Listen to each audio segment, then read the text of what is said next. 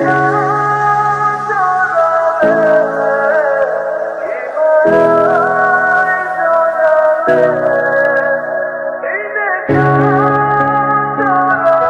জীবনে হঠাৎ বৃষ্টি হয়ে এলে তুমি, ভাসিয়ে দিয়ে গেলে অবাক মায়ায়।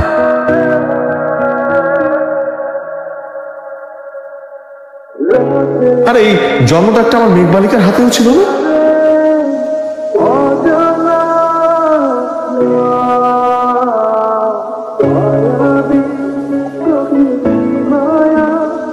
ধুর, মানুষ ভালোবেসে ধোকা খায়, আর আমি পাওয়ার আগেই ধোকা খেলাম। হ্যালো, আসসালামু আলাইকুম। ওয়ালাইকুম আসসালাম। জি, আমার অ্যাকাউন্টে একটু প্রবলেম হয়েছে, অ্যাপসে কোনো মানি ট্রানজাকশন করতে পারছি না। স্যার, অ্যাপসে কি কি সমস্যার কারণে লেনদেন বন্ধ হয়েছে কি কাইন্ডলি বলবেন প্লিজ? জি, আপনার সময় নেওয়ার জন্য আন্তরিকভাবে দুঃখিত। ম্যাডাম, আপনার অ্যাকাউন্ট নাম্বারটা বলবেন? 9162 9162। ও মাই গড! ও মাই গড, কেন কোনো প্রবলেম হয়েছে? ম্যাডাম, আপনার অ্যাকাউন্টে আসলে অনেক বড় একটা প্রবলেম হয়েছে, এই কারণে আপনি কোনো লেনদেন করতে পারছেন না। আপনাদের ব্যাংকে আমার ব্যাংকের অ্যাকাউন্ট থেকে স্টপ পেমেন্ট করে দেওয়া হচ্ছে, এটা কেমন করে? আচ্ছা, আপনি প্লিজ শান্ত হন, ব্যাপারটা দেখছি। আর আমাদের এখানে যে আইডিতে কাজটা করা হয়েছে এটা বের করতে আমাদের সর্বোচ্চ 7 দিন সময় লাগবে। এর মধ্যে আমি বের করে এটা সমাধান করে দিব, যথাযথ ব্যবস্থা নিয়ে আপনাকে জানাবো।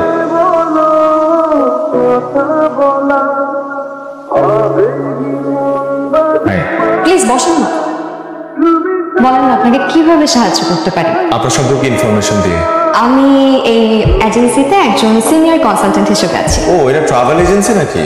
জি স্যার, এটা ট্রাভেল এজেন্সি। ও, আপনারা মানুষকে বিদেশে পাঠান? জি স্যার, আমরা বিদেশ যেতে সাহায্য করি। তাহলে আমিও যাবো। শিওর স্যার, কোথায় যাবেন বলেন? আমেরিকা ভালো দেশ, আমি আমেরিকা যাব। তো স্যার, আপনি আমেরিকা কি পড়াশোনার পারপাসে যেতে চান নাকি ঘুরতে যেতে চান? বিজনেস। আমি তো ব্যবসায়ী মানুষ, বিজনেসের কারণে এই দেশে ঘুরে বেড়াই। আমেরিকা যাওয়া হয়। আচ্ছা ঠিক আছে স্যার, একটা ব্যাপার একটু আমাদের সাথে শেয়ার করতে হবে। আপনার নামে কোনো মামলা আছে? না, কোনো মামলা টামলা নেই। এটা আমার ভিজিটিং কার্ড স্যার, এখানে আমার অফিসিয়াল নাম্বার আছে, আপনি যে কোনো সময় আমার সাথে যোগাযোগ করতে পারেন। যে কোনো টাইমে ফোন দিলেই পাবো আপনাকে? জি স্যার, অবশ্যই। হ্যালো, সারা বলছেন? জি, কে বলছেন? আমি মিমু, এই আপনার অফিসে আসছিলাম। ও হ্যাঁ, চিনতে পেরেছি। এখন তো রাত 11টা বাজে, আমার অফিস থেকে সকাল 11টা। ও, রাত 11টা বাজে? আচ্ছা, আপনি কি আমাকে কাল সকালে মানে আপনার অফিসে আমাকে একটু সময় দিতে পারবেন? আচ্ছা ঠিক আছে।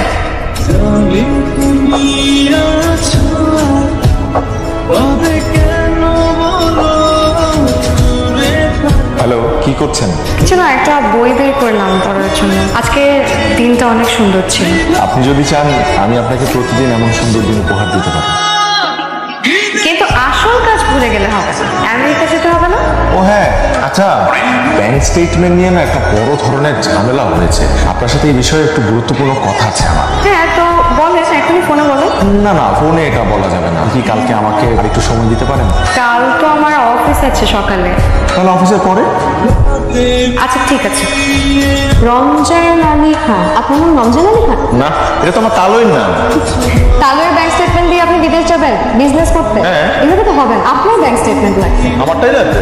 তাহলে তো আমার কয়টা দিন সময় লাগবে, 15-20 দিনের মতো সময় দেন আমার। কেন 15-20 দিন সময় লাগবে না তো? আপনি ব্যাংকে যাবেন, যে বলবেন আমার ব্যাংক স্টেটমেন্টটা দিন, সাথে সাথে দিয়ে দিবেন। আসলে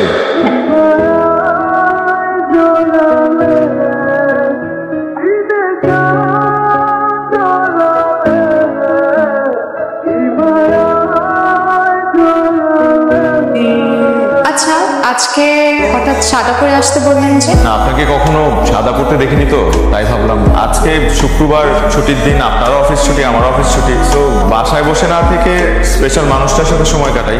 আমারও কেন জানি না আপনার সাথে যতক্ষণ থাকি খুব ভালো সময় কাটে। কেমন জানি জানেন, অদ্ভুত সুন্দর একটা অনুভূতি। আচ্ছা, এমন কেন হচ্ছে আপনি কি জানেন? জানি না, অবশ্য জানতে চাইও না, কারণ আপাতত আমি এই সুন্দর অনুভূতিটা উপভোগ করতে চাই।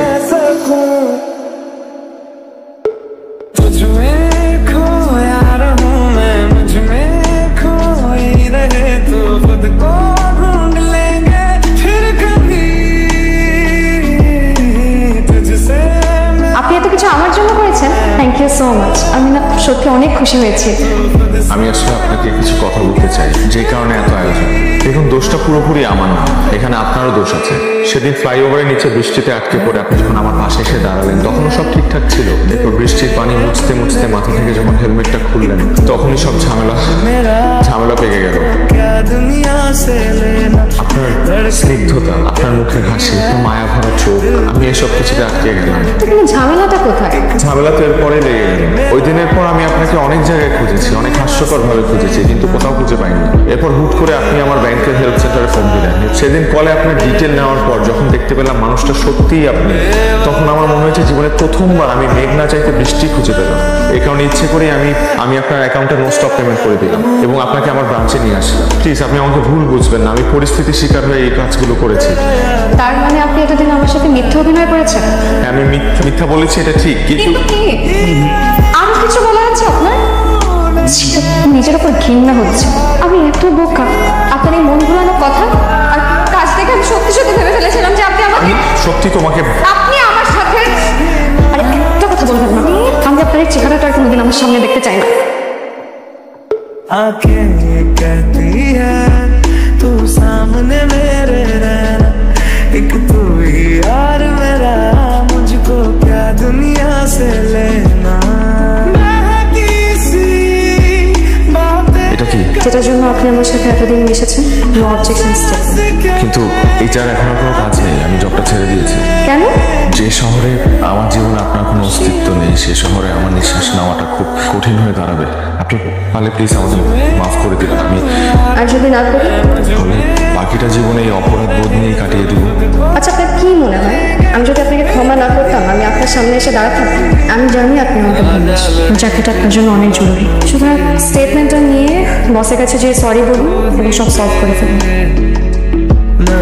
আর আমাদের বিষয়টা, সেটার কি কোনো সমাধান হবে না? না। फिर वही शरारतें तू भागे ভালোবাসার মানুষকে এত সহজে যেতে দিন না। এভাবে হার মানলে তো আপনার জীবনে কারোর অস্তিত্ব থাকবে না। আপনি সত্যি কি আমাকে সেই সুযোগ দিবেন? সুযোগ তো কবেই দিয়ে বসে আছে, তুমি শুধু বুঝুন। हम